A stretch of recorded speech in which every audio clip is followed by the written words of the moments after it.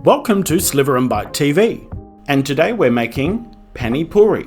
You may know it also as golgappa or gupchup. Pani Puri is an Indian street food. However, out here in the West, it can be considered a delicacy. I have so much information about Pani Puri, but let's get started on the recipe. So we're going to peel some potatoes. It's certainly not the end of the world if you don't. However, peeling them gives it a bit more of a polished look. Pani Puri directly translates to water bread. And later on in the tutorial, you'll see that I will be deep frying the little discs, which is the puri. I will slightly speed up this process because we all know how to peel potatoes.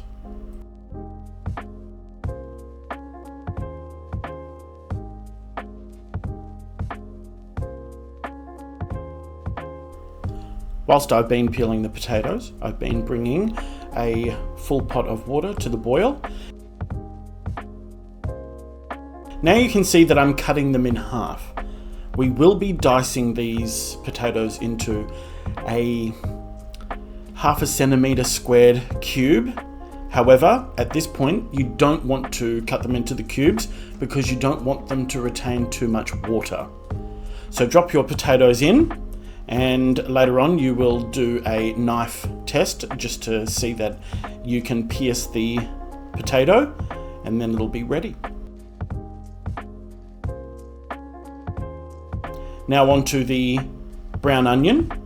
So I will be just dicing this into however fine you would like it, because this onion will be raw. Apart from boiling the potatoes, this is a raw dish, essentially. So you want to make sure that your tolerance, or your guest's tolerance, for onion is taken into consideration. The larger the piece, obviously, the more flavoursome it's going to be. So you can alter just how fine you cut up your onion. However, it is a flavoursome dish. So with the coriander and the mint and all of the Indian spices, this is not, I wouldn't say it's an advanced taste palette that you need to cater for. However, some people may not be 100% on board, but it's definitely something everyone should try.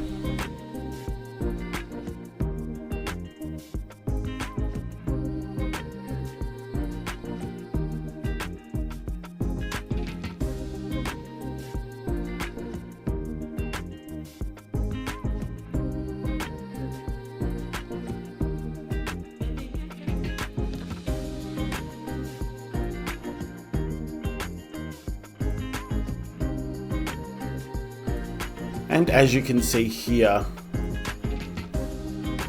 in my hands, just how large those cubes of the onion are. So just finishing that up, putting that off to the side to combine with our potatoes a little later on. So we're going to give the potatoes a little knife check.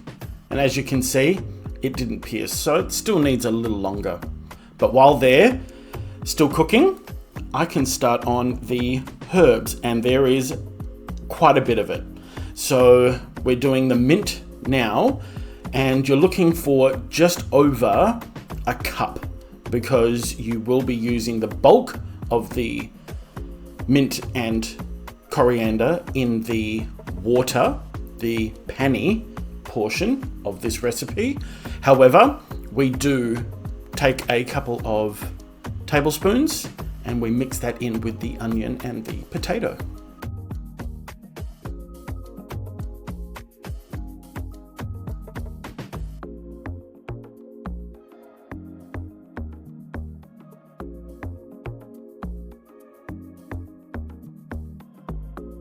And as you can see, I have my little scraps bowl, which is brilliant if you are a composter.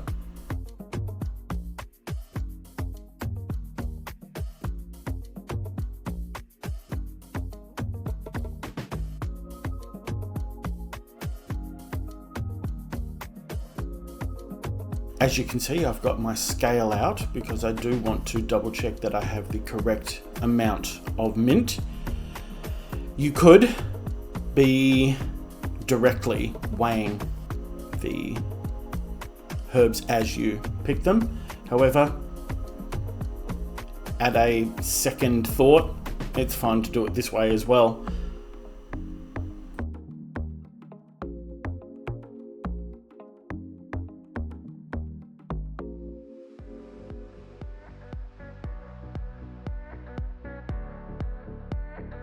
Now I'm going to start working on the coriander. Did you know that the leaves are called coriander, the stalk and the stem, that is cilantro?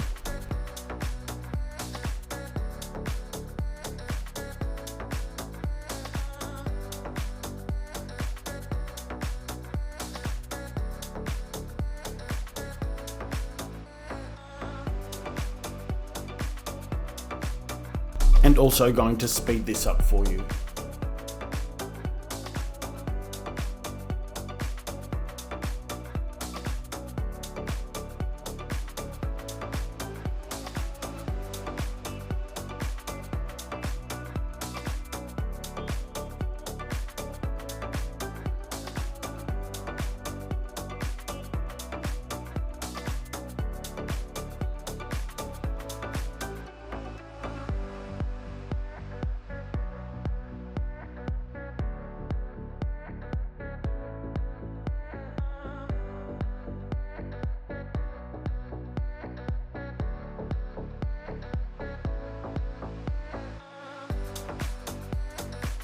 And don't forget to periodically check your potatoes because you don't want to waterlog them. Otherwise, when you're mixing it, it'll basically be mash. So just having a look at that now after I do a little cleanup.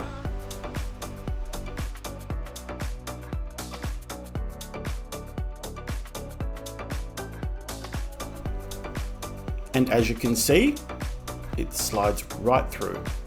So immediately strain them and then leave them in the colander because you don't want them to sit in any water because one, they'll continue to cook and become soft. So you want to essentially dry them out. I am getting prepared for the pani, which is the water, and this is tamarind. And it comes in a block and it's quite hard to work with. So we need to soak it in some boiling water in order to make it able to be blitzed in a blender. So tamarind it's a tropical fruit from Africa / Madagascar, where it originated from. And it's got a sweet and sour pulp, which is used in so many different food and beverages.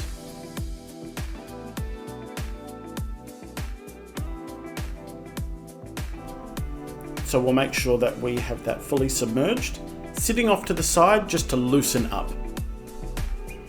Now it's time for the exciting puri. So just putting some oil, vegetable or canola or sunflower oil into a pot. You want to make sure that it is at least an inch or two, just so that you can cook it correctly. You want to make sure that it's at least 170 degrees Celsius.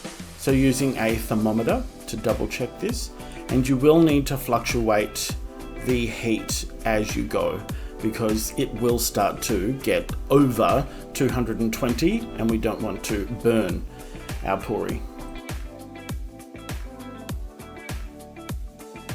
And the puri is a similar concept to the Chinese fried prawn crackers. So you're dropping in the dehydrated disc into the hot oil and then it inflates into a ball. It's borderline magical.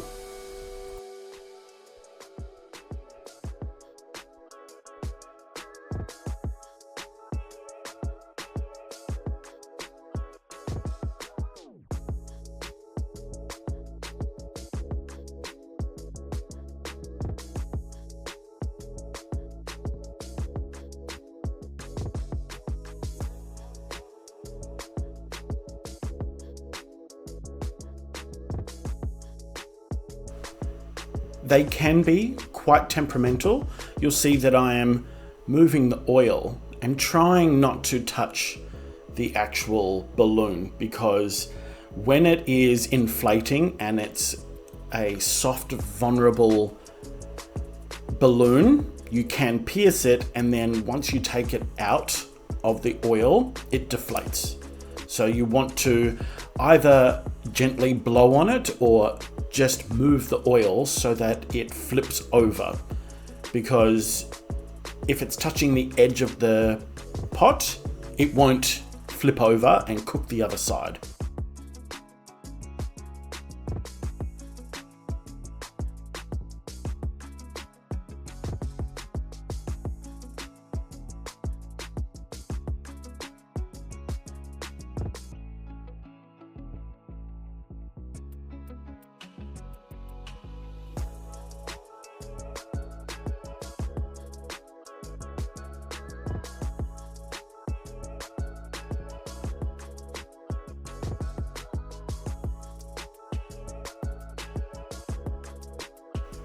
What's great about Pani Puri is that you can certainly make the puri a couple of days in advance and have them in a Ziploc bag or an airtight container, and they last.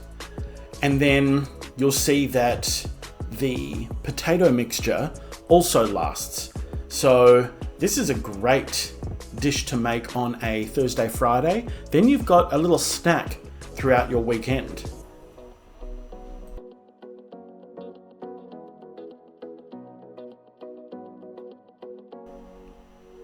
Here's a little close-up. You'll be able to see them inflate, and then they sort of bob there for a bit, and then you'll see it flip over. There it is. It's pretty cool. And by the third, fourth time that you drop in the little disc, you actually get the knack of the system.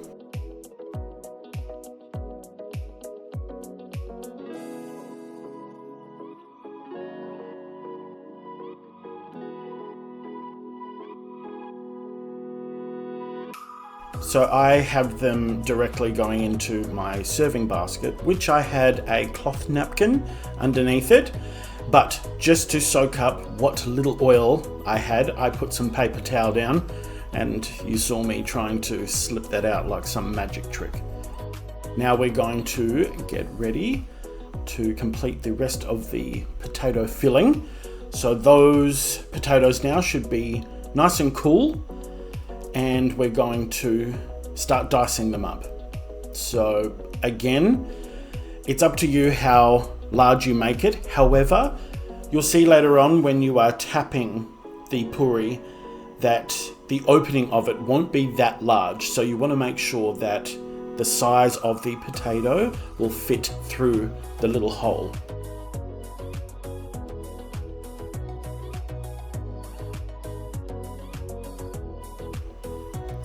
And you don't take a bite out of the Pani Puri. You put the whole balloon in your mouth to pop it with the pani a little later on. So it'll all come together and you'll understand it.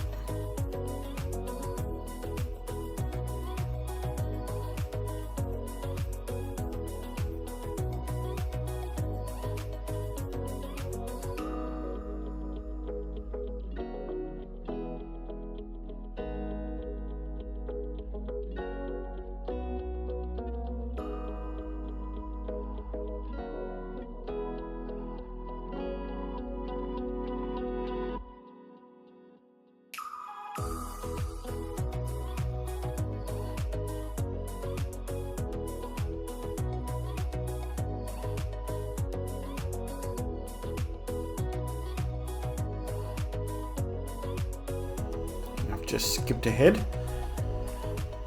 So now that that's done, I've got a tablespoon of each of the mint and the coriander, and just finely dicing that. Again, because it's going into your mouth, you want to make sure that it is quite a fine dice.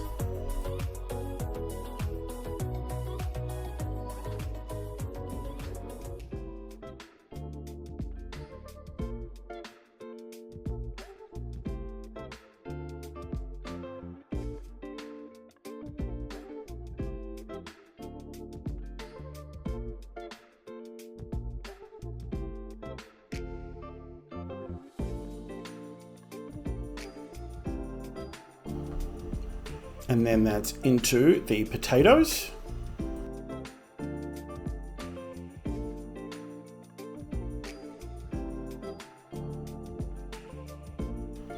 Along with the onion.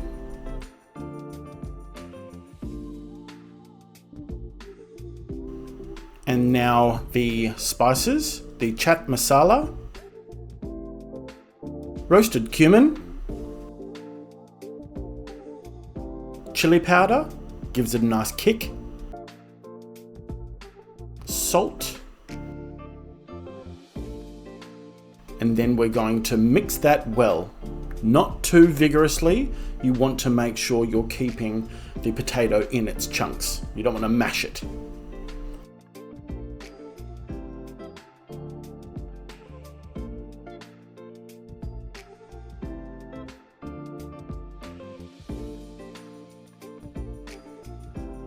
But you certainly want to make sure that you're stirring it well and splitting all of the pieces of the potato apart. Otherwise, you just get a big clump of mint in your mouth, and that's not ideal.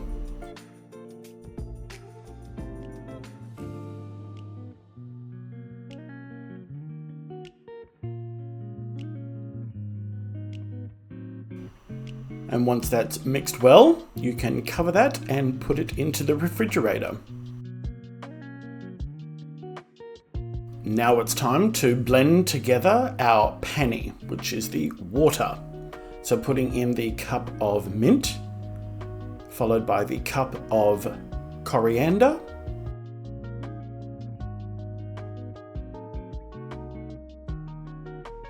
then that softened tamarind, including the water. Then we're going to put in our ginger. It is going to be blitzed in this blender. However, give it a bit of a hand and just chop up the ginger and the chillies.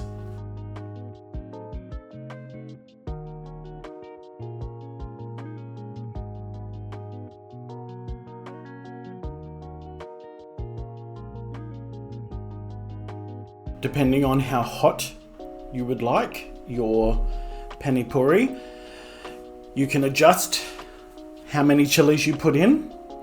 You can also slit down the center and remove the placenta and the seeds. Now we're placing in the chaat masala, the jaggery, which is a brown unrefined sugar that comes from sugarcane and palm sap, some roasted cumin, and then finally we're going to put in 1/3 of a cup of water.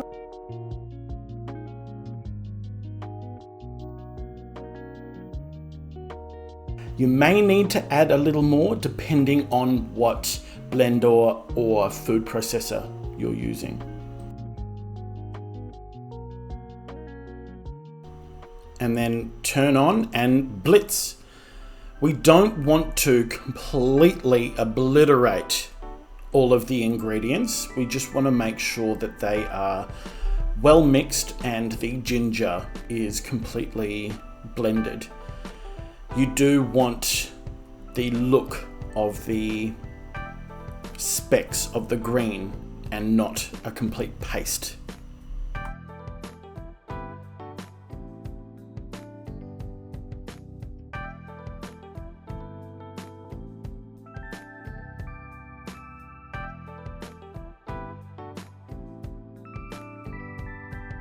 Then that gets decanted into a little jug or a bowl. You will be pulling from this a few tablespoons and putting it into some water later on to further thin it out. And it is completely up to you. In 1/3 of a cup of water, I have 3 tablespoons of the mixture. You can add more or less based on how intense you would like the taste.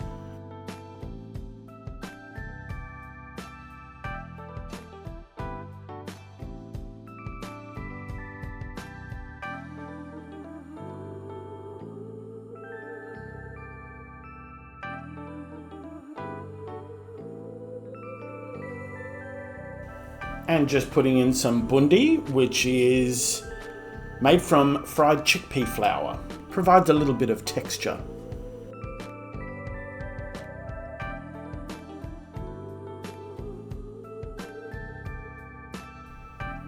And here we are. Ooh, it's exciting. It's time to create our little gupcha. So with the back of a teaspoon, lightly tap the puri to create an opening, and then you can scoop in enough to fill the little balloon with the potato mixture. I'm going to do a few here. It's a little close-up of it. Breaks away quite easy, and you just leave the crumbs inside the puri. And then what you do is in your diluted pani, you pour that in, making sure you get a few of the boondi in there. And then when you put it into your mouth, the whole Pani Puri, you bite down and there's this explosion. Thanks for joining me on this journey to India. Don't forget to check out the rest of what Sliver and Bite has to offer right here on YouTube. See you soon.